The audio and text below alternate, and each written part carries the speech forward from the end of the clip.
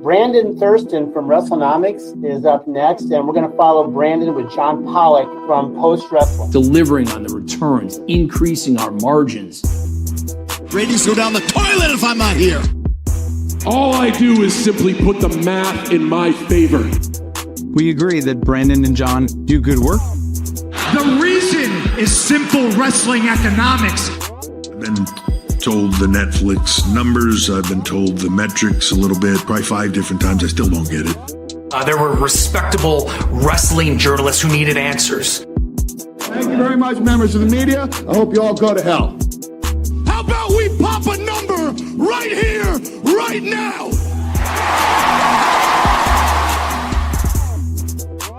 Whole part of the show, man. Hello, everybody. Welcome to Pollock and Thurston. I am John Pollock of Post Wrestling, joined by Mr. Public Documents, Brandon Thurston. He's coming for you. How are you, Brandon? I'm fine. How are you? Doing well. It is the eve of Thanksgiving for you. It is, yes. I was thinking about this. You've already had Thanksgiving again a month earlier. Yeah, we do this in October every year. We get it out of the way. And everybody gets the day off on that day. We get the Monday off, correct. Yeah, it's a Monday holiday for us in Canada. Well, it's a Thursday holiday here. All right. Is it a big, is Buffalo just shutting down for the day? Probably. Well, there's supposed to be a huge snowstorm that's coming in Thursday night. Oh. So the signs outside are saying, adjust your travel plans because the rumors have started. The snow is on its way. Okay, well, that means we'll probably get hit as well. So there's your weather update for Western New York and probably into Southern Ontario as well. Stay inside. Don't celebrate Thanksgiving, or if you do so, don't involve a car. Those are the lessons you learned by tuning into this show for your weather update. But we have more updates. You should have learned that from Survivor Series. Was it 2000, where Paul Levesque was dropped in a car? Yes, he too was advised Thanksgiving week, don't get into a car because you might be forklifted to death. And well, he survived. He took 3 weeks off TV, and then you know what? Came back better than ever. There's something to be said for just sucking it up and being able to overcome a horrific vehicular manslaughter cause. Well, we have a lot to get into on today's show, not the least of which is our favorite topic. The topic of the year is big data plus panel. Vince McMahon got his phone returned from the feds. He did. I mean, that was they had it for like 2.5 years. They kept it from him.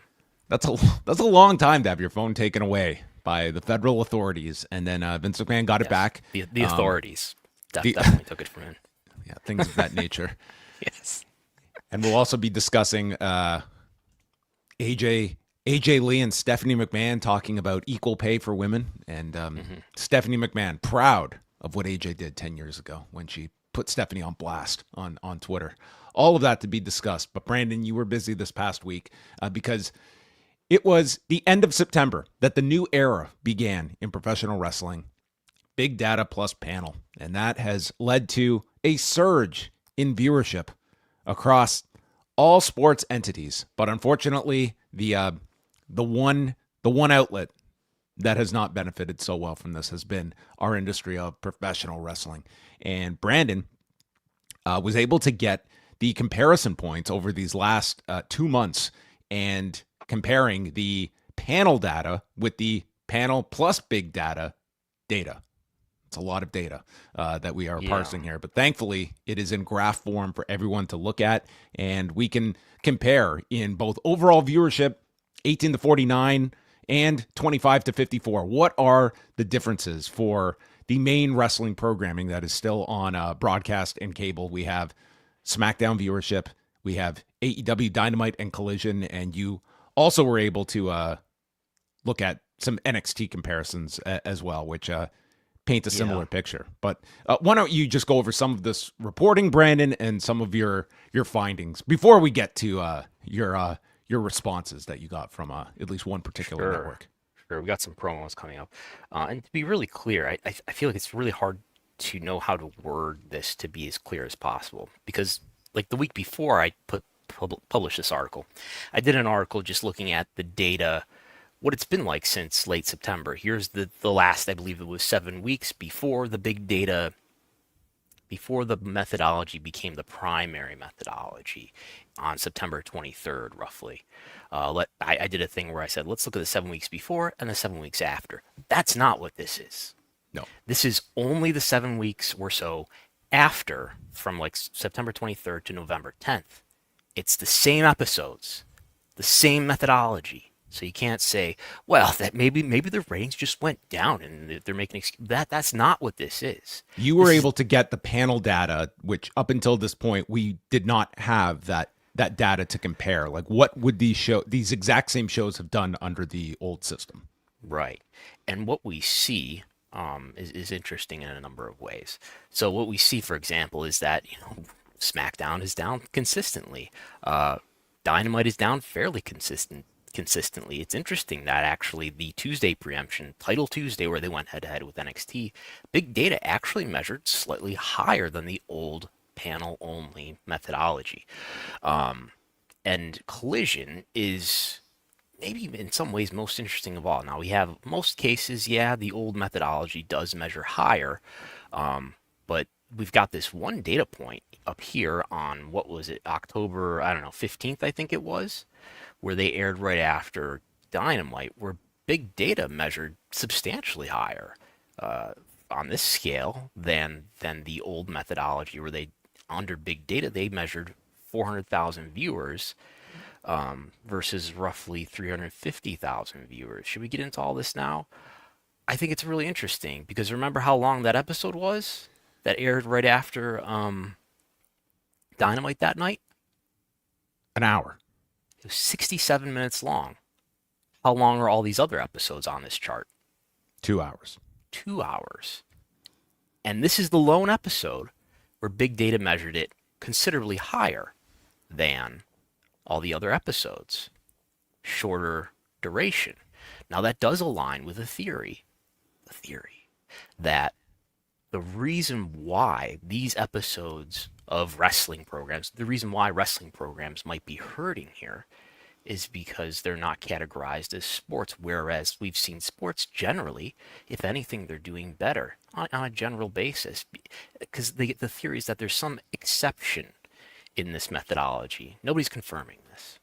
Nobody will talk about this. There's some application in this methodology that says, look, if you're watching a show for over an hour or something like that, we're going to assume that you're a passive viewer and we're going to discount your viewership somehow. But if you're watching sports, well, people watch sports for a long time, so we're not going to apply that onto sports. But of course, fake wrestling is not sports, so we're not putting them in that bucket, even though all of their programs are 2 hours long. So that's what we're seeing here in this Collision example is consistent with that. And another thing that I was thinking too is it's unfortunate that Raw has moved to Netflix. So I'd be very curious to know if we still lived in a world where Raw was on traditional TV. TV ratings enthusiasts everywhere will all remember well. How was Raw reported in the Nielsen ratings? Is there something unusual about how Raw was reported? Do you remember? WWE Entertainment? It was broken up into separate programs per hour. Yeah. Each hour, it was reported as if it was 3 different programs that aired consecutively.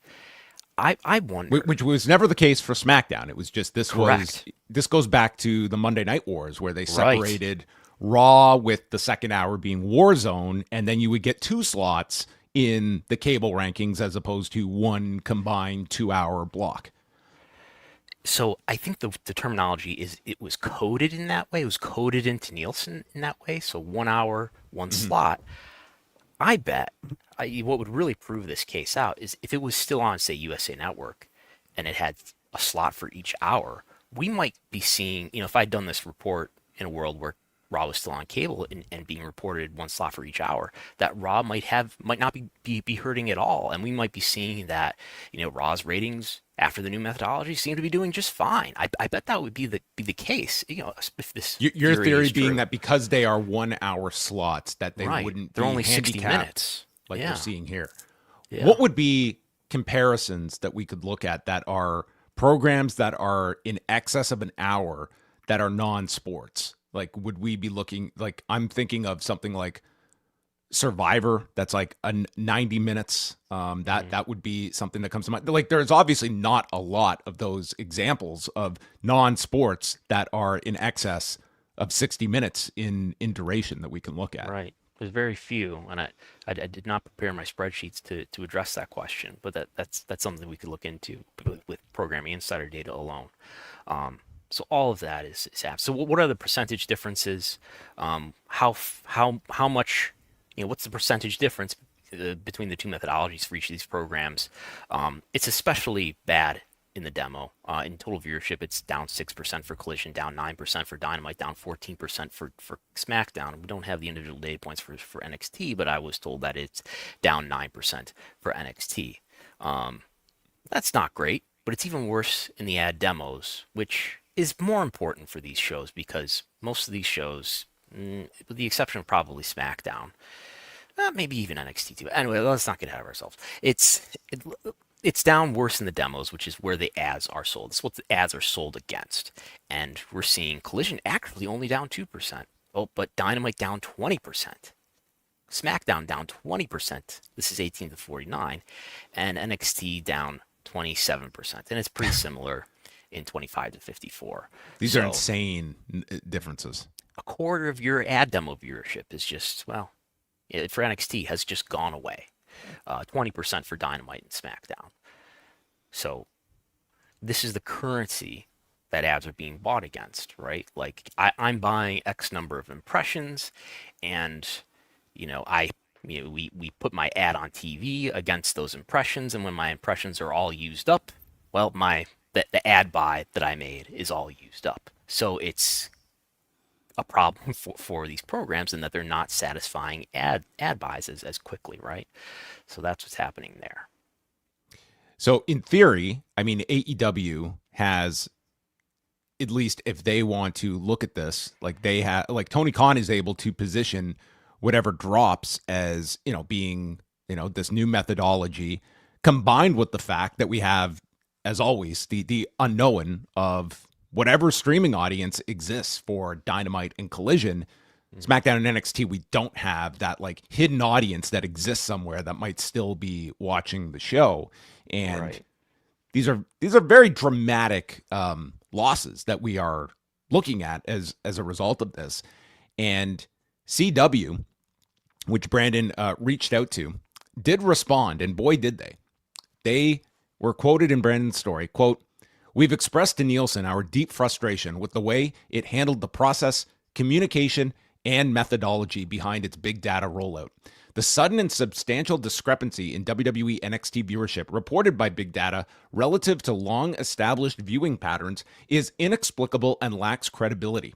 Further, a comparison with data from all other measurement products, including others from Nielsen itself, exposes a fundamentally flawed methodology in Big Data. We are disappointed by Nielsen's lack of cooperation, transparency, and accountability with its network partners as we work to resolve this issue."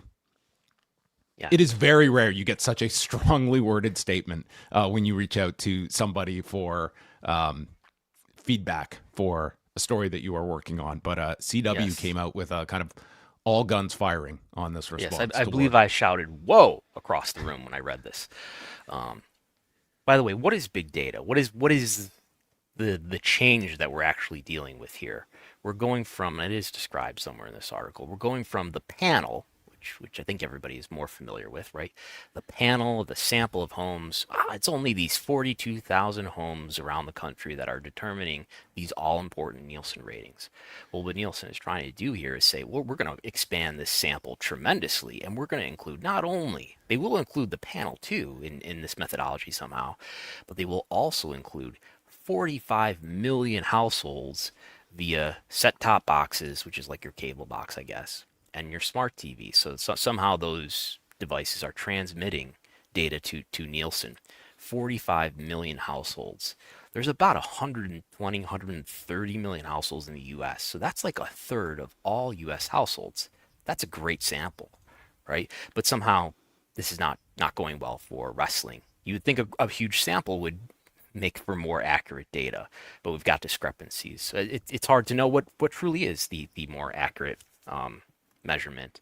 But if the theory is true, that if there's truth to the theory that, well, it's just a matter of counting this long duration viewership as passive rather than counting more accurately, that would be the issue there. So that's what the difference is. But somehow this is not going well for pro wrestling, and yeah.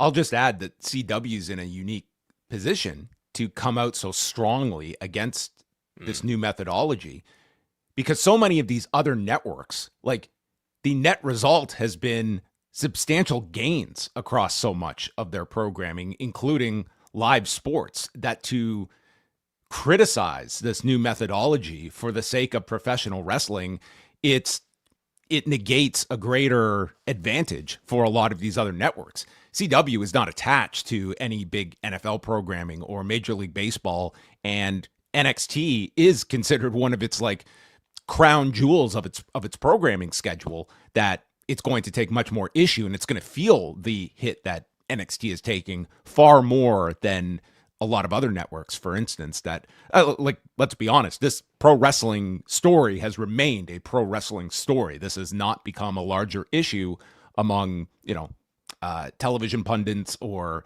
people analyzing this big data and panel. Like, this is kind of a, this has really been limited to your reporting, Brandon. Yeah, so I guess I think about where these programs rank on the networks that they're on, and Dynamite and Collision. Dynamite is, especially when we're talking about things that air regularly, Dynamite's pretty high up there. It's actually now, as I reported a couple weeks ago, it's actually now performing below a lot of the primetime re-airings of reruns of Big Bang Theory, which I would think would be really concerning if you're AEW. But anyway, what I wanted to show here was NXT is by far CW's #1 show. They might have some one-off specials. I know they have a little bit of college football, but when it comes to primetime programming, it's by far the #1 show on CW. It is still the #1 show on CW, but the gap is not as wide, not nearly. It is more competitive with the upper end of other CW programs. SmackDown would be a similar story. SmackDown blowing away just about everything else. It's definitely blowing away everything else on USA. But I guess as you point out there, though, NBC Universal, Versant have a lot of, they have Sunday Night Football. They have a lot of other sports. They have NBA now, so they may not be as willing to body slam Nielsen's methodology as CW did. And what else did you learn kind of reporting out this story? You did reach out to several different people. I found Patrick Crakes to have like he is somebody that, for those not familiar, and he's been on our show in the past, like he was, this was his world when he was working at Fox and specifically selling advertising for UFC, and I believe was still there at the time that WWE was joining Fox with SmackDown as well. So he not only understands this, but he also gets like the professional wrestling side of the limitations of selling pro wrestling as well, and its value to these networks. Yeah, and then we can go through what Patrick Crakes told me for this article too. I want to mention also the Media Rating Council, which is this congressionally created, or Congress requested that this body be created back in the 60s, the Media Ratings Council. And I guess they don't just audit Nielsen, but they oversee other organizations that do measurements.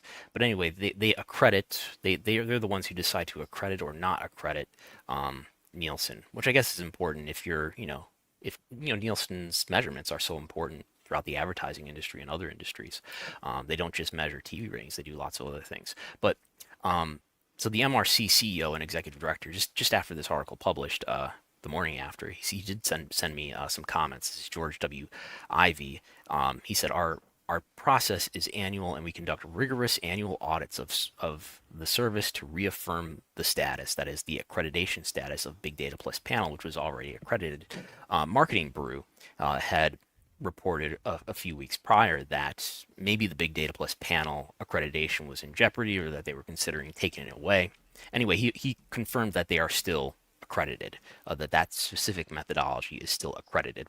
He sort of suggested that maybe including streaming data would help them, but as we know, only Dynamite and Collision are included in the streaming data, and that doesn't seem to be the issue to me, right? Like that, it's not just a fact of the streaming data not being included that really explains this discrepancy. But he did say that they would take this discrepancy into consideration in the future.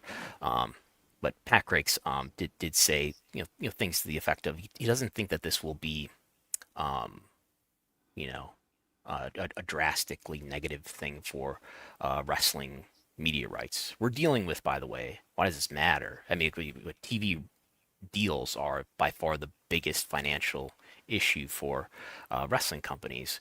I did the math, and combined, we're talking about on an annual basis between these 4 programs. It's not even include Raw on Netflix. $500 million annually, just domestically, between NXT, CW, Collision, Dynamite, and SmackDown.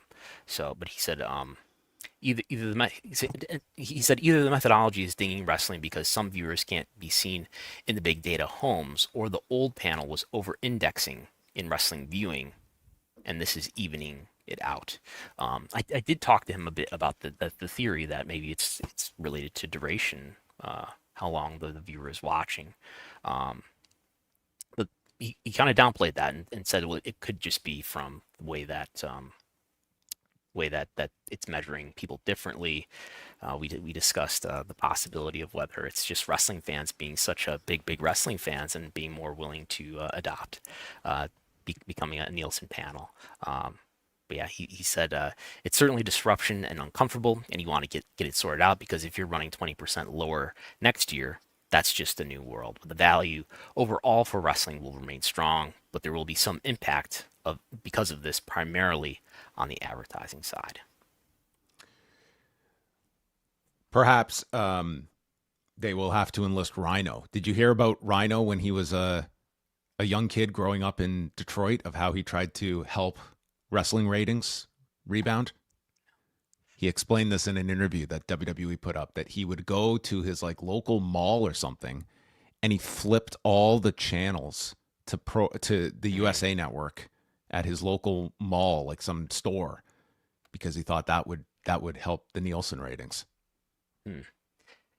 I don't know much about how these things are measured directly, but what they do now is I think they give you a device that picks up what is to us an inaudible signature that only this device can hear, that your human ear can't hear, and that's how I imagine that gets emitted every minute or something, and that's how we have minute by minute ratings.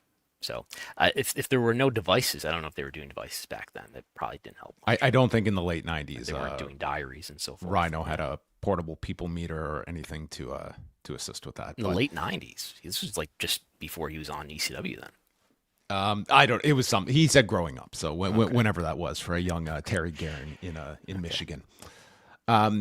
Anyway, I encourage everyone to go check out Brandon's report here, and looking at both the panel and the big data plus panel data to compare the two, and a blistering response from CW, and ultimately if any action is even what steps are even at the disposal of a CW. It kind of just feels like this is the new methodology, and there's no sign that there's going to be any adjustment unless Nielsen is going to investigate this itself or find an irregularity, which it hasn't displayed any idea of that there is a problem with this necessarily. And by the way, I sent, I believe it was 6 unanswered emails to media relations people at Nielsen. Again, I mean, it seems like the theory that the long-running duration being counted as passive viewing, when in fact it certainly wasn't being counted similarly in the old methodology, seems to be the issue here. My takeaway from talking to various people for this article is that there seems to be little understanding or awareness that that's a possibility, or how that could be affecting these ratings. Nielsen is obviously, at least for this article, is not explaining this to us and helping us understand. So it's something that I think if I were any of these wrestling companies or networks, I would be banging the table about this, and we can see at least a great deal of frustration from CW. I'd also be really curious if either WWE or AEW are having access to the just the panel data. Like, as we remember, when these numbers first came out, you remember that first week, and all of a sudden the panel data definitely has access to the panel data. Well, and for like AEW's sake, like the 1 hour collision getting that big bump, they also do have these tailgate brawls that are those 1 hour shows on a Saturday. Are they seeing a big difference there if they are getting the numbers to compare as well? I mean, we do have that collision outlier that would be an argument in favor of the duration being a factor, or is that just a one-off, for instance, that it was just, it followed a Dynamite and somehow it had this unusual spike? Because if that's a pattern, it certainly is evidence toward the duration being a factor. And remember, it's not just about the viewership being high. It's that this viewership was, as I look at the wrong thing, it's that the viewership, of course, it was after Dynamite, so the viewership for Collision was higher than a typical Collision. It's that the discrepancy between old method and new method was not better for the old method. It was better for the new method, which in all other cases, well, Collision is more volatile here because it's a smaller viewership, but in most other cases, even for Collision, the new method was lower. And for the other episodes of these 2 hour programs, the old method was higher. So, yeah. Now we're going to move over to our favorite shareholder lawsuit that is ongoing, and we have had the transfer of documents. So, again, coming from Wrestlenomics' own Brandon Thurston, the plaintiffs in this case, led by an Ohio labor union pension fund, claim that the gathering of evidence so far, quote, confirms that WWE executive chair and controlling stockholder Vince McMahon faced material conflicts with respect to the merger, and that Endeavor's principals exploited those conflicts to induce McMahon to clandestinely pre-wire a deal while nominally running an open sale process, end quote. The claim is consistent with the plaintiff's overall theory that McMahon predetermined the sale process to assure that he stayed with the company afterward, despite sexual misconduct allegations made against him. McMahon has denied the allegations. In a newly unsealed court filing, which contains many redactions, the plaintiffs argue that attorneys from Latham and Watkins, who represent the defendants, and non-party TKO execs, Ari Emanuel and Mark Shapiro, are dragging out the process by withholding documents and scheduling depositions at the last possible moment. The motion filed on Friday states that federal authorities seized McMahon's mobile device in mid-2023. The device was returned to him recently in October, and the plaintiffs say that McMahon cooperated to produce about 6,500 documents from that device on October 31st. The filing doesn't explain what those records consist of or whether 6,500 is largely a count of individual text messages. We'll stop it there because, first of all, just the fact that that's a nice return you get after 2 years. Okay, we've had our fun with your phone. Here you go, Vince McMahon. And 6,500, whatever it is off of his phone, I would guess that would include every possible message that exists on that phone. And think about your own phone. Have you sent, would your own phone contain 6,000 text messages? Probably. That's just my interactions with you on most days. I don't know what else. Yes. But yes, what is contained in these? And on the Vince McMahon front, you also reported he was scheduled to go under a deposition on Monday. Past Monday? Monday was Vince McMahon deposition day for all those who celebrate. A couple of Fridays ago, I believe the 21st. And it was last week, Tuesday or something like that. Paul Levesque was deposed. Stephanie McMahon has already been deposed in this case. December is another holiday month, of course, where we have Nick Khan deposition day coming up, Mark Shapiro deposition day, and Ari Emanuel deposition day. And that is what this motion was really about. Is the plaintiffs, the shareholder plaintiffs, is saying we want to extend the window of fact-based discovery, which I believe means we want to extend the time in which we are allowed to request documents from the defendants. They want to extend it to January 28th. It's currently expired already on November 21st. They want to be able to request documents after they interview under oath Nick Khan, Mark Shapiro, and Ari Emanuel, which you can understand why they might learn things from those depositions that cause them to make additional records requests. So that's what they want. Maybe these are all going to be sit-down releases for What's Your Story with Stephanie McMahon? Unfortunately, depositions do not immediately become part of the public record. It's probably unlikely that an entire deposition transcript will become part of the public record, but excerpts might become part of the public record. We know there's issues around these plaintiffs wanting the signal messages between these parties that seem to have possibly been set to auto delete. What else is happening here? We learned that Vince did get his phone back.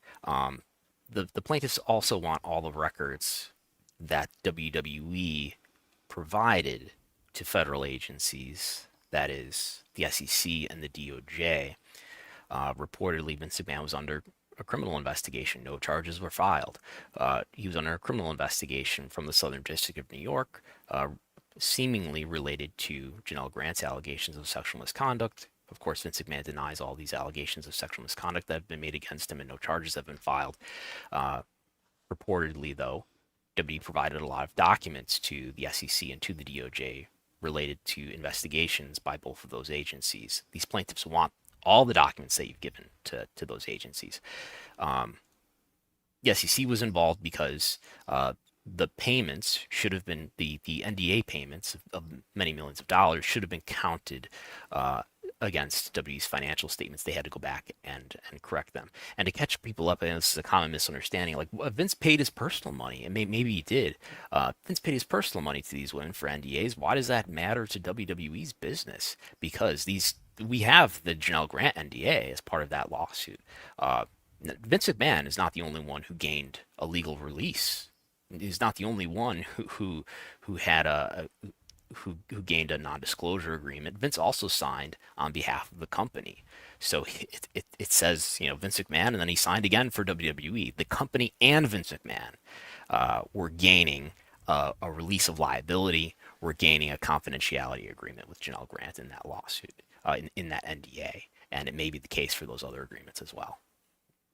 It also states that WWE's 2023 disclosures outlined 3 alternative offers that the company considered. All were cash proposals, one at $95 to $100 per share, another from $90 to $97.50 per share, and a third for $76.83 per share. The plaintiffs argue that each of these options would have removed McMahon from the company. They cite letters included in WWE's SEC filings that show McMahon pushing to return while the board unanimously rejected the idea, a standoff that ended in January when he used his controlling voting power to reinstate himself.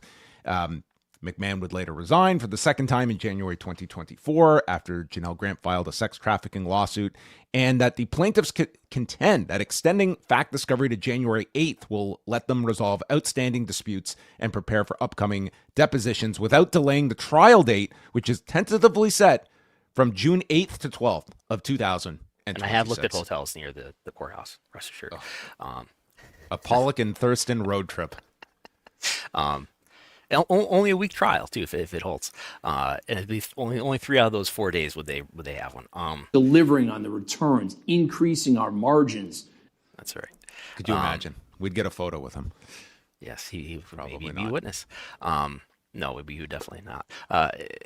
So what this lawsuit, remember, is about the theory espoused by the plaintiffs that Vince didn't conduct a genuine sale process, that he predetermined that only his friend Ari Emanuel would allow him to stay with the company post-transaction. If one of these other parties bought the company, they would say, we're not going to have toxic Vince McMahon be a part of this company, given all the allegations against him.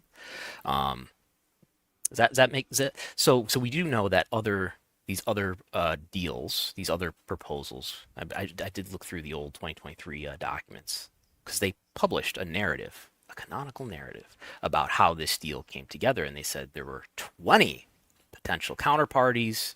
There were 8 written indications of interest. Besides the Endeavor deal, which did come to fruition, there were 3 other proposals, which included Strategic Party 1, Strategic Party 2, and Financial Sponsor number 1. And they list in the SEC filing itself the price per share that was offered. I've taken the liberty of translating this into real dollars, given what the share price was at the time. Let's do the math here. And we're going to show on the screen here too what my beliefs are about. Beliefs, not They do not disclose this themselves, but this is my belief about who these parties are.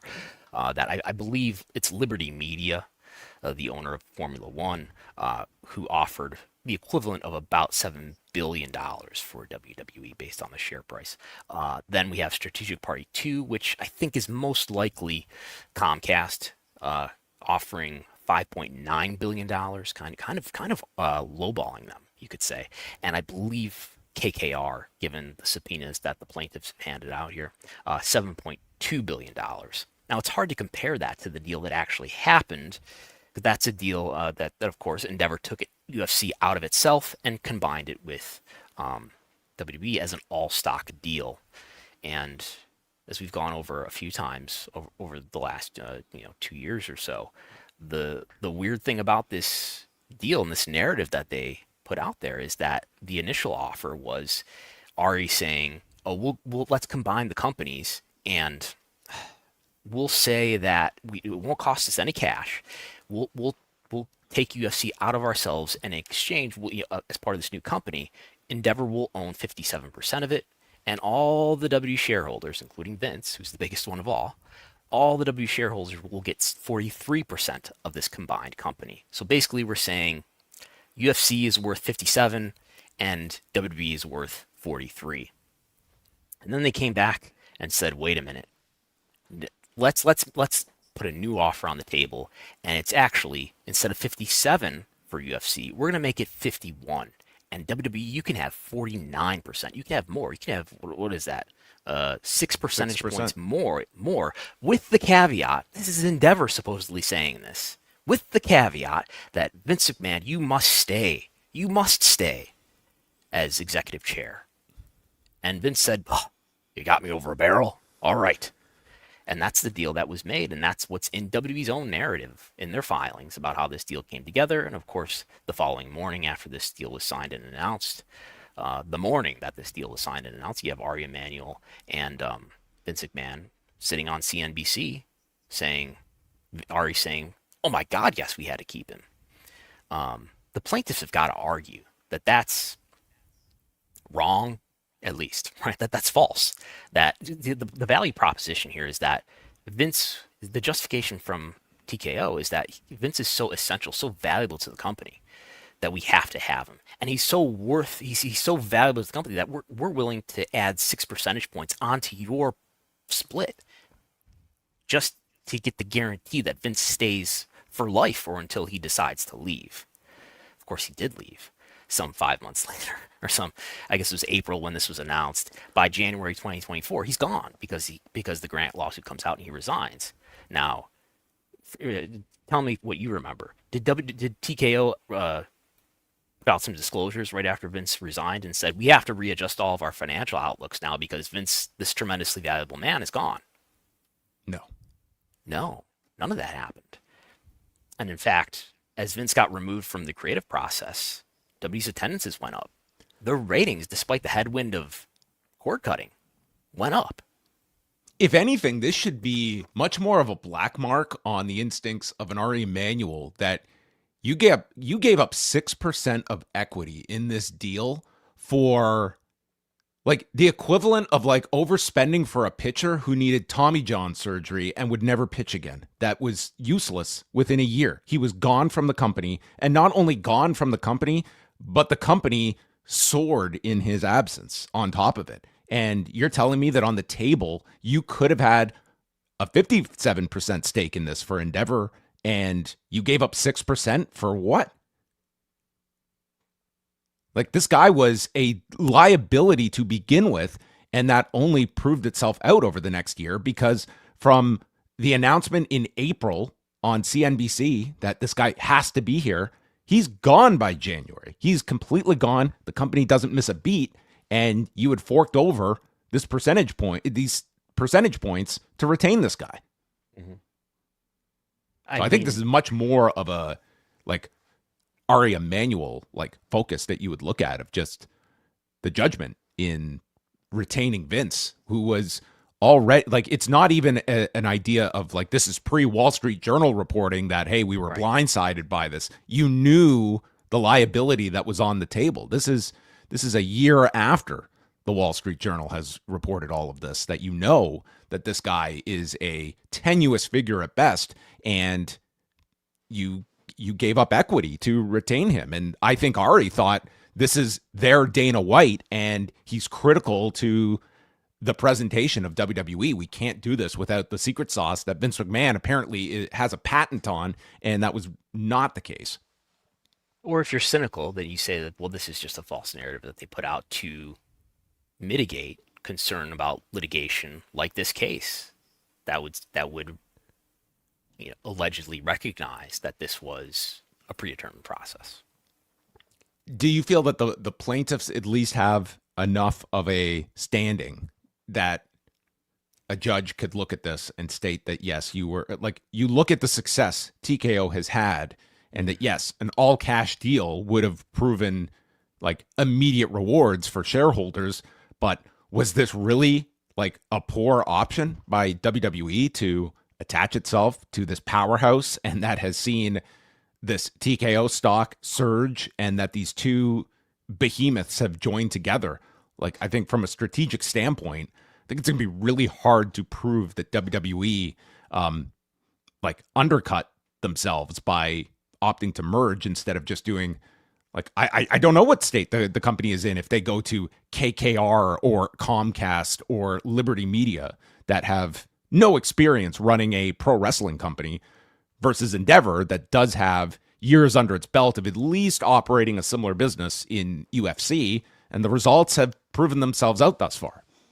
Yeah, I mean, this stock has performed really well. It does seem like Endeavor UFC was the best fit, and this company has performed really, really well financially. We're not afraid to pound our chest about it. It's just Mark Shapiro constantly reminds us. Now, I guess you could say, well, maybe they're not going to make this argument, right? They're not going to make this defense, but like maybe it just so happened that Vince's interests of self-preservation and the financial interests of shareholders just happened to be aligned. So it was in the best interest for WWE to do this deal, even if it was predetermined. I'm not sure that would still be. I mean, I don't know. Like, that would be my argument if I was, and I'm not representing Vince McMahon. Like, my argument would be, I am one and the same. I am the largest shareholder. I stood to gain as much as anyone by just doing an all cash sale, and instead of like a merger. Like, look what the end result was for Vince McMahon. He was not as insulated as everyone thought he would be, because he was ousted within a year once the Janelle Grant lawsuit hit. So I think his argument is that I could have easily cashed out to a gigantic degree had I just sold to the highest bidder, but I was looking for the long-term value of this company and forming this strategic partnership, which did not have any protections for me, as obvious a year into this when he was gone. What you don't have if you don't do a merger, if you just sell to Liberty. Well, maybe with Liberty. In the case of Liberty, what I'm getting to is the synergies. You don't get to lay off tons of people. You don't get that joy. And you get to save a lot of money. Maybe what the shareholders would argue, even if this was a monetarily similar value or a better value, that you didn't let the other deals mature. You didn't let the process go far along enough so that those deals competed with each other, or whatever the theory might be, so that it became an even better deal than this Endeavor deal could monetarily offer. And that this was really not a process. This was a complete admission that, like, we have already chosen our hiring, but we're still going to go forward with these performative interviews with other candidates when we have our selection already made internally. So what do they call it? A nominal, a pre-wire a deal while nominally running an open sale process. Well, we do not have Stephanie McMahon's deposition, but we do have her sit-down interview with AJ Lee to talk about equal pay among female performers in WWE. So people might forget this, but over a decade ago, the Golden Globe Awards were taking place. I know everyone was watching Patricia Arquette's speech, and she spoke about the need for equal rights for women in the entertainment industry.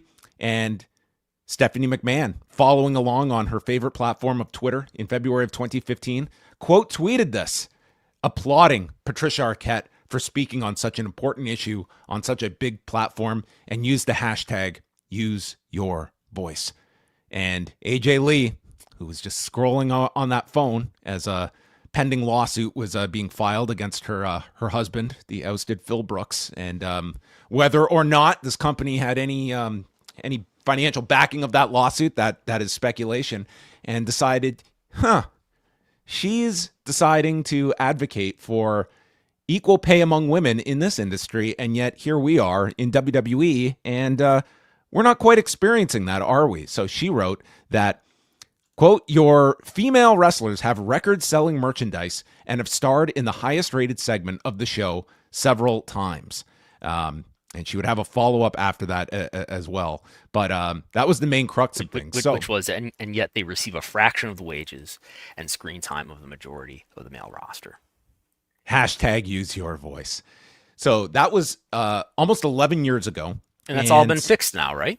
Apparently so. Well, AJ's back in WWE. Stephanie McMahon wanted to have her on her podcast, and AJ said, "I'll come on, but I want to talk about the tweets from 2015." And so they sat down and they discussed Twitter and their exchange in 2015. In general, I'm fairly direct. I try not to be rude. I think a lot of people are like, "Oh, I have no filter," and so it's an excuse for being rude. But like, I think you can be direct, but very practical. And so I felt like it was coming from like a practical place, very direct. But I also was a bit like, I ain't got nothing to lose right now. But I was actually happy that you posted that. I wasn't happy that it was directed at me because it wasn't anything I had direct control over.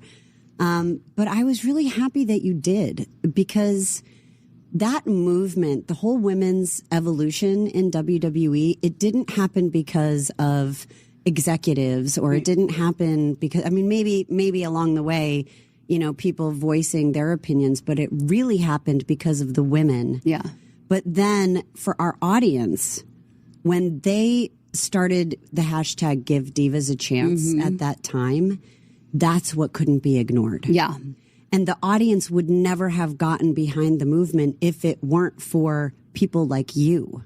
Thank you. Who actually stood up for women publicly. And I mean, like, take on the machine a little bit. Right. You know? So taking on the machine, which let's not overlook the fact that we literally now have it written into WWE talent contracts that you cannot disparage the company publicly, because maybe Ridge Holland, his big mistake was not including the hashtag use your voice a couple of weeks ago when he was fired for a tweet. So in this, I mean, they really don't go beyond this. Like, it's kind of like acknowledging it and then we just move on. Like, it's not like they got into any really substantive discussion about. They didn't go through everybody's annual compensation and examine whether women are being paid on a par basis to men. They didn't discuss that. Like, it is very clear the women are paid much better than 10 years ago, but it would still be worth like comparing like what the top female performers are making in comparison to male performers, and what significant advancements have been made over this time. I wish they had gone more into this. It almost felt as though it was, well, we don't want to ignore this topic, but we're going to address it in the most surface level of ways. And Stephanie just being like, "I'm so proud that you tweeted that out," and that was it. It was no direct control over the pay situation. I mean, you're a top executive with the company. No, you are not the be all end all when it comes to payment, but it's like, you're also not just any other employee either. I would say you are and you really did open yourself up with your own tweet that initiated that response. So I guess what she's saying is, well, Vince would really have the control over that. Who oversees Vince? Vince? Say that on the podcast. No. But that's what Vince doesn't exist on this podcast. But at the time, Vince is the CEO. Who's overseeing Vince? No one. The board of directors. I guess he's a member so. of the board. Well, anyway, and so is Vince, though. But yeah, I think she has some influence over that. I think that's a reasonable person to raise that issue too. Yeah, I mean, there's just very little transparency that we have into this issue. We don't know what anyone's pay is. I can tell you with no confidence what anyone is getting paid in wrestling. think it's a topic that is certainly one that continues to permeate almost on a weekly basis, and it goes beyond just like, it's not so much just a pay issue it comes to with female performers, but more so when we are looking at just, to me, I think like a really under focused story is the level of harassment that a lot of these women are undergoing. Like last week, we had this issue where AJ Lee was doing a signing at a convention, and a fan had created an AI photo of AJ kissing him, and this became a whole issue last week of wanting this taken down.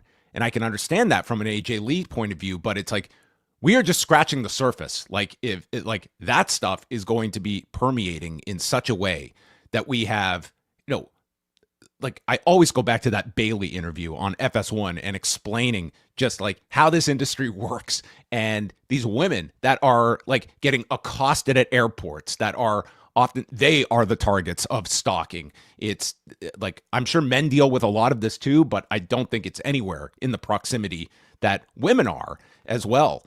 Becky Lynch just did this interview with Burt Kreischer, and she's talking about like this is in the last 10 years of first coming up to the main roster, and that there's a main event talent who would just target these women. And it's like, if you sleep with him, he blacklists you, and if you turn him down, he'll get you blacklisted, and stating the fact if there is a problem, they're going to protect the top male star and probably get rid of you, the female, if there's a problem, without naming whoever this performer was. I did see this. It was not implied whether this person is still with the company or not.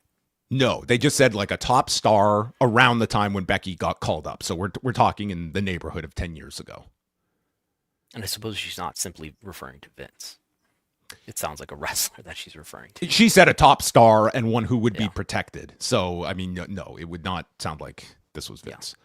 But that this performer got Becky's number, and she was like, what do I do? It's essentially like whether you acquiesce or you turn down this person, either option is you're going to be screwed on this main roster.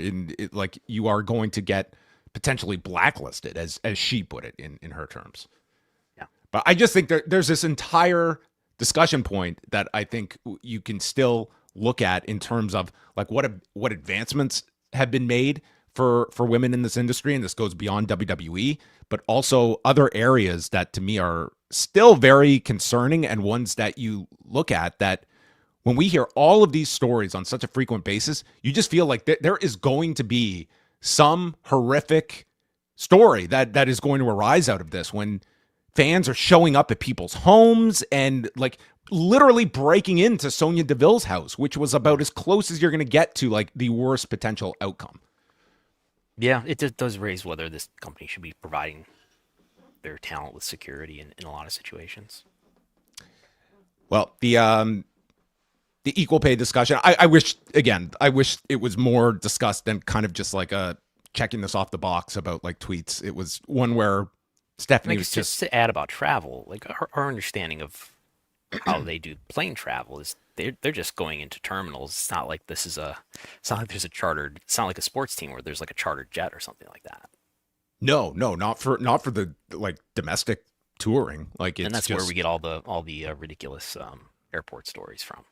Yeah, and like this flight information that's getting leaked out there for people to show up, and it's just there's a high level here, and I'm not to say that the company can monitor and handle all of these things, but I think we are getting to a level where when it comes to talent that are still have to get to everywhere by themselves, like booking hotels and getting from town to town, like these are still things that feel very much as just a holdover from a totally different era of professional wrestling.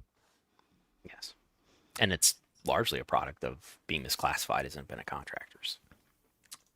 Shockwave. AEW has withdrawn its trademark application, and what does this mean? Is Shockwave, has it officially has the tide moved on from Shockwave?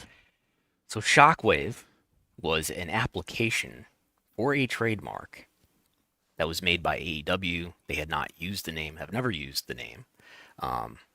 This is a trademark that they applied for back in September 2024, around the time, just a month prior, I believe, before they announced their new TV deal, when this trademark was applied for, because it was applied for the purpose of wrestling television programming. It was speculated that this was maybe it's going to be another AEW program, and it was in the ether that maybe AEW was talking to Fox. You had Swerve Strickland, the intrepid reporter, was overheard or caught on video saying that.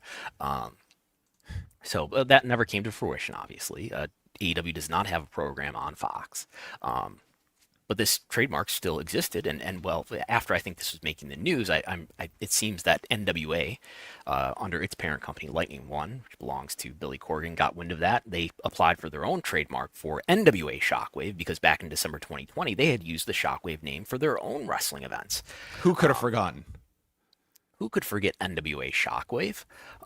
They had not used it since December 2020, but they made sure in January 2025 to run some more events called Shockwave, just to show that we're using this, and we're still going to use it. And then they formally had some USPTO litigation about this. AEW did push back and filed their own answer denying NWA's various allegations about this trademark and so forth.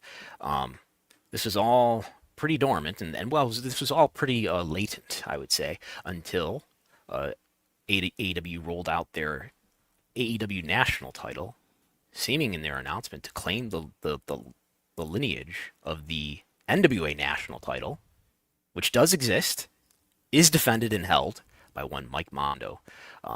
Much unhappiness was raised on social media after AEW announced its national title. One NWA wrestler claimed that this was retaliation for the trademark litigation. Oh, boy. And then we did have Tony Khan talk about this briefly, in not a lot of detail with Ari Emanuel, saying that he did have a discussion with Billy. Ariel Helwani. Who did I say? Ari Emanuel. I don't think he talked about this with Ari Emanuel. Sorry, I'm getting my Ariels mixed up. He did have a discussion with Ariel Helwani about this on the MMA Hour on November 18th. And as it turned out, the prior day, I had not checked. See, this is a bad job by me. I had not been checking and refreshing the USPTO dispute screen. And it turned out on the prior day, the USPTO, I forget what was this, the Trademark Trial and Appeal Board entered a judgment because 4 days before that, AEW filed something that says we voluntarily abandon this trademark.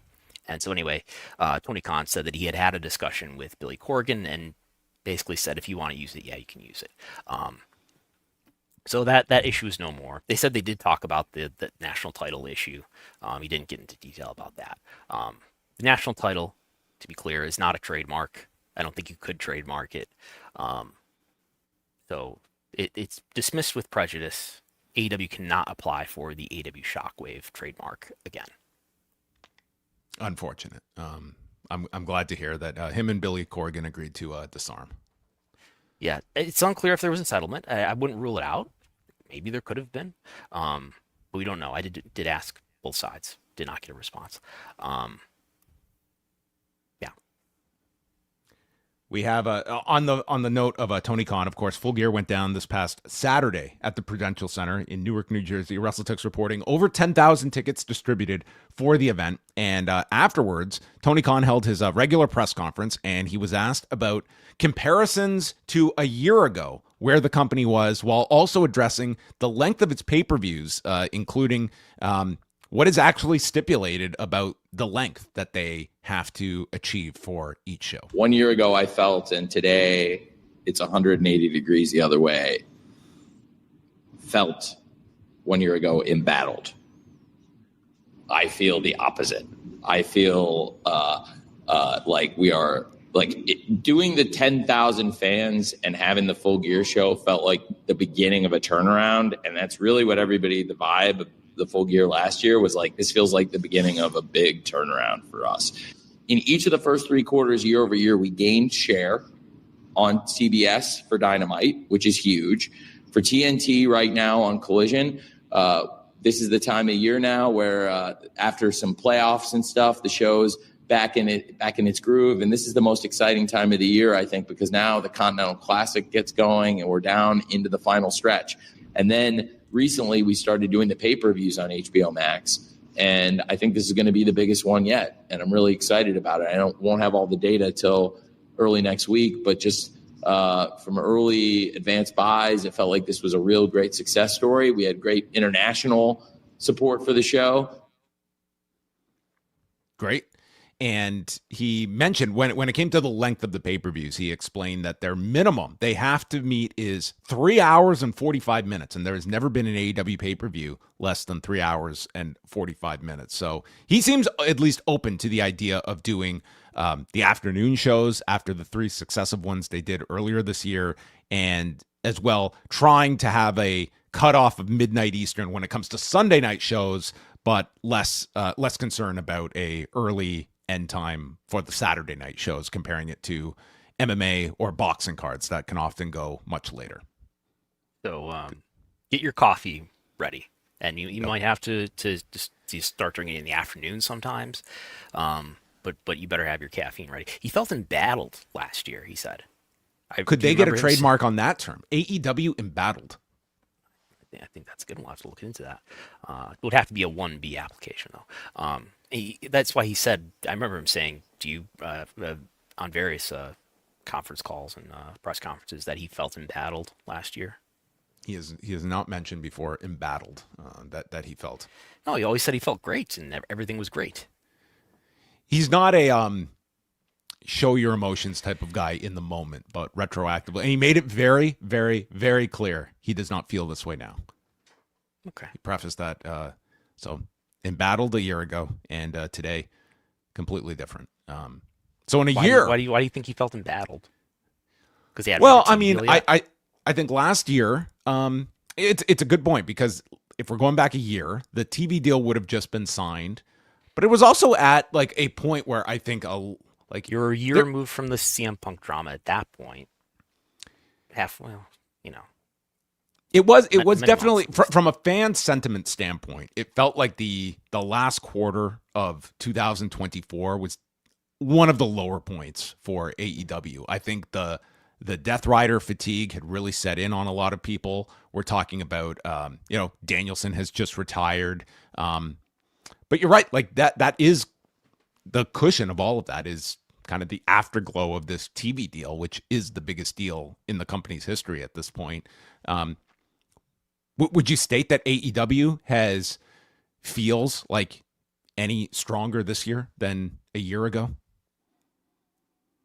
I know we had the one episode where we discussed their attendance plateauing or maybe moving in the right direction. I mean, it hasn't rebounded or anything.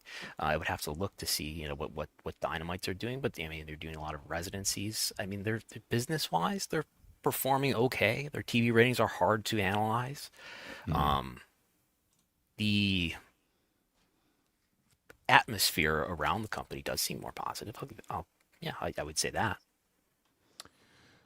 We also have a Survivor Series coming up this weekend. It will be the biggest Survivor Series in history. I think we can at least call it, at least from an attendance standpoint, because this is the first outdoor Survivor Series at Petco Park in San Diego, where WrestleTix current number lists the show 34,540 tickets distributed, and we still have several days until the show, so we will see what the number ends up being. We got shots of the construction of the War Games setup, which is underway in San Diego, and we will get our double War Games event, and this will be the third event under the ESPN banner, which, Brandon, your understanding as a YouTube TV subscriber, do you believe you will have access to this show this weekend? I do not anticipate that YouTube TV subscribers will be able to watch Survivor Series at no added cost. At least not without traveling overseas. No, I would expect that to be available to YouTube TV subscribers next year. So I think Comcast is still an outlier. Eventually, I suppose Disney. I don't know what what the contract length is when that needs to be renegotiated. But Comcast is the other big pay TV carrier that obviously carries ESPN, but doesn't yet have its customers having no added cost access to the YouTube TV app, which is where, or I'm sorry, the ESPN app, which is where these PLEs are broadcasting. So if you want to watch these shows, and you don't have access to it on your pay TV system, you need to pay $30, which sounds like a pay-per-view to me. Well, it is the third event on ESPN since WrestlePalooza, and also the first domestic show since WrestlePalooza, because the last show was the Crown Jewel show in Australia. So Burke Magnus was on with Jimmy Traina and was asked about the early period of this deal between ESPN and the WWE and working with the company. Fantastic to work with. They really hustle on behalf of their property. Those appearances don't just happen unless you have a league that's willing to make all those people available, and the superstars are highly engaged in promoting both themselves, but also the broader WWE and their stories. So it's been really good so far. We're looking forward to WrestleMania this year, which would be our first. But we've had 2 PLEs to date. One of them was in the Middle East, so it was on an off hour. WrestlePalooza was new. Survivor Series this weekend actually will be a really good measuring stick for how it's going. But in terms of the interaction between the team at WWE and us, it's been great.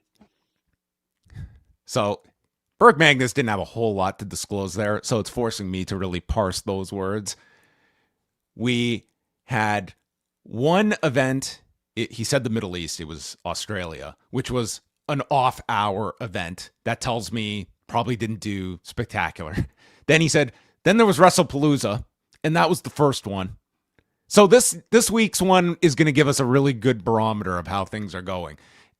Not exactly lighting the world on fire with his assessment, at least 2 events in, but they're great to deal with. These are great people to deal with. Am I too overanalyzing the words of Burke Magnus? I think combine that with the comments that we evaluated the other week about from Nick Khan and Mark Shapiro about this relationship, where they said things to the effect of, it's early days. I didn't say that, but they said things to that effect, and that it's a new product that we're hoping that this is not its final form. It's still maturing. I mean, like there's going to be a time when Tony Khan a year from now is asked about, man, how has this ESPN relationship grown in the past year? Man, those early days were rough, is what this feels like. It does not seem like this has been, it doesn't feel like this ESPN app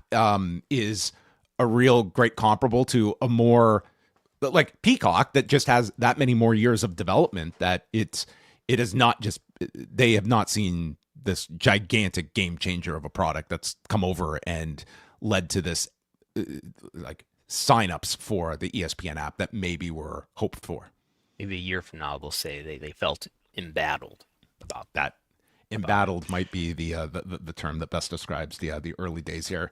Bushiroad has not been embattled when it comes to Wrestle Kingdom. They have sold out their allotment of tickets, and they did have their filings that Brandon got a hold of, and does confirm the number of tickets that are sold for Wrestle Kingdom 20 on January 4th. They put out a set of slides this morning in the early hours. We have an email system that keeps us up to date about everything that could potentially be newsworthy in our world, and we got an email somewhere in the wee hours of the morning in the Western Hemisphere, where it says here, as everyone can read here in Japanese, I have translated this through multiple translators, and it does say that they have sold 40,000 tickets. Sold 40,000 tickets for Wrestle Kingdom, which I think is not been clearly set up to this point. No, they have when they stated that they were sold out, they just said the current allotment of tickets. They didn't attach a number, but when they did legitimately sell out the Tokyo Dome in 2020, like the paid figure was 40,000, and that was the assumed number, but this is kind of confirmation of that many tickets sold. So the question becomes how much more room they can make available in the Tokyo Dome, because their plan is to create areas in the outfield and expand their current setup to see what they can max out here, because obviously the demand is very, very high for Evil defending the never openweight championship against Aaron Wolf. I love the auto translation here that they're getting emergency seating. Emergency seating. This is a gigantic priority for Bushiroad to rescale the Tokyo Dome. Final things we'll talk about here. Last week's Raw, which was John Cena's final Raw, ended up with the show doing 3.1 million views and 5.8 million hours viewed for this show, listed at an hour and 48 minutes, ranking 6th globally and ranking in the top 10 in 19 different countries, including a 3rd place finish in the U.S. behind The Beast in Me, Absentia, and beating out the first season of Stranger Things. How Take far back that. do I have to go?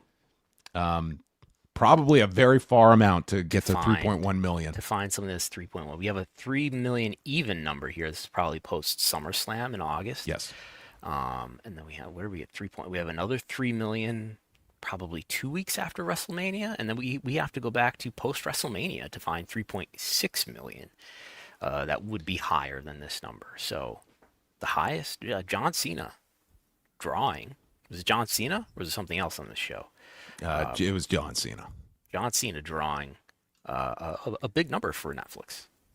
How much is a miniature John Cena going to mean to Netflix's viewership from this past Monday? I can't comment on that. I can't comment on miniatures. No. Then we had the SmackDown numbers, which came out just before we started the show. And SmackDown ended up doing 1,210,000 viewers, which was their largest audience since September the 26th, which was the first week of Big Data Plus panel, and also generating a 0.29 in the 18 to 49 demo, their largest since October the 24th. I'm going to show a graphic that will be exclusive to this program that I never show. Do you see these in your email? Because you get these sent, where it shows for people listening in audio. We've got a purple block here that shows the relative size of SmackDown's audience versus all other things in prime time on that night. So SmackDown was number 2 on cable. Do you ever see these? Do these come through? Is my script working? Is what I'm trying to ask you right here on the air. I don't get these. No. You don't see these? They do not get emailed to me. No. This is the first time you've ever seen something like this. It's the first time I've laid eyes on this. It looks like a wonderful graphic. It translates very easily to me. I can see that Florida State and North Carolina State was a big hit on Friday night. Yeah. On ESPN. Yeah. Celebrity Wheel of Fortune, though. Celebrity Wheel of Fortune. Yeah. What constitutes celebrity on that show? Like who is occupying Wheel of Fortune at those hours that are celebrities? Like, are these like Burt Kreischer level celebrities, or are these real celebrities? I've not done my research on that. It's like the front row of Raw with every comedian. Okay. Sheriff Country number 4, which we hear constantly on CBS NFL broadcasts. So my script needs some troubleshooting is what I've learned here. Okay, well, as soon as I get these emails, you'll be the first to know. Okay, but just disclosing, I get all your press releases because it's hard to get what I'm having trouble with is making images get sent in an email. I guess is my issue there. Yeah. Well, you're currently embattled with. Mm-hmm. When they're not, when I'm referencing a URL, but attaching an image that I make on the computer itself, which that's a matplotlib image that you're looking at there. I was gonna say, yeah. Thanks for explaining it first. Well, everybody, there you go. You're all up to date now. I think we got some super chats here, so let's quickly. These are not super chats, but these are just things that I enjoyed. I did want to answer this question: what happens if the plaintiffs win in the shareholder lawsuit? They probably get money. Shareholder lawsuits often end in settlements. They do not go to trial. But a class of shareholders, if you owned WWE stock between this date and this date, probably overlapping this negotiation, you get some money per share that you owned. I think a trial would have a similar outcome. How low of a percentage chance are we looking at a trial in June? I don't know. I think given how far into discovery we are, I'm just not experienced enough to give you a reliable answer on this. But given that we are pretty far into discovery, it's much more likely that it's going to go to trial now than it would if it, than I could say when we were earlier in this process. Yeah, I mean, TKO is going to have their own strategy, and me from like a million miles away, I think this is a very, very winnable case for TKO. That may be a factor in why this is playing out so long. But do you want to go through that whole process? Yeah. Would be a bench trial, by the way, so not a jury trial. That the judge in this case, who is J. Travis Laster, Vice Chancellor, he would be the one to determine any verdict. Circle your calendars for June. Okay, that's the dates to watch. This is from what AJ Lee had said on the podcast. I have no filter is an excuse for being rude. Feels like a shot at her own husband. There was no slander issued towards Phil. Yes. And you have here to for my favorite spreadsheet pervert. Is that what your friends call you, Brandon? It's the only context in which I will accept being called a pervert. All right. Well, everyone, that brings us to an end with John Pollock and the spreadsheet pervert himself, Brandon Thurston, who has just graphed everyone to death on this week's edition of the show. You can catch all of his work over Wrestlenomics.com, where a lot of his latest reporting lives, and support the man. Patreon.com/Wrestlenomics, where you are getting graphs, emails, ratings. Let him know if these emails are coming through for you. He appreciates the one-on-one feedback. And over at postwrestling.com, you can find me tonight after a 2-hour edition of Dynamite with Wei Ting, as I'm slowly talking myself into my demise, as I just do a lot of talking every single week. You should promote the 3-hour. I opened this podcast that downloaded into my podcast app the other day. A 3-hour and 15-minute history of the Survivor Series. I thought it was Between the Sheets I was downloading for a second. Let's not get crazy. Couldn't go that length, but yes, there is a for Post Wrestling Cafe members an entire history of the Survivor Series by yours truly, going from 1987 when the WWE decided, let's use this thing to kill Jim Crockett. And we all know one current promoter that has a lot more money than Jim Crockett. Yeah. And all the way up until last year's show in Vancouver. Year by year, a breakdown, heavily reliant on past recording pay-per-view buys as recorded at Wrestlenomics.com that everyone can get the data on. And a full breakdown of whether Montreal's work? I think that's about 2 hours and 55 minutes dedicated to the screw job, and the rest to all the other years itself. All right, everybody, we're going to say goodbye. Back tonight after Dynamite, and we will speak with you next week, Wednesdays at 1 p.m. Goodbye.